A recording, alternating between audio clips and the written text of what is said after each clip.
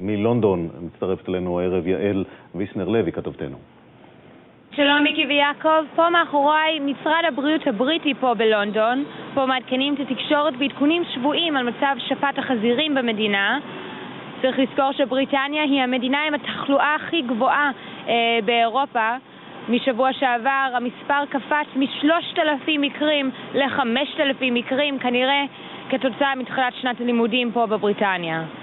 צריך גם לזכור ש-67 אנשים כבר מתו מהמחלה, ויותר מ-145 אנשים עדיין נמצאים בבתי חולים, חלקם גם בטיפול נמרץ.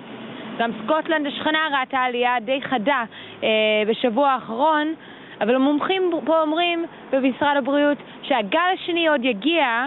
אחרי הקיץ היחסית קל, צפוי גל שני הרבה יותר גדול והרבה יותר מסוכן, וכנראה אז המספרים יעלו עוד הרבה יותר.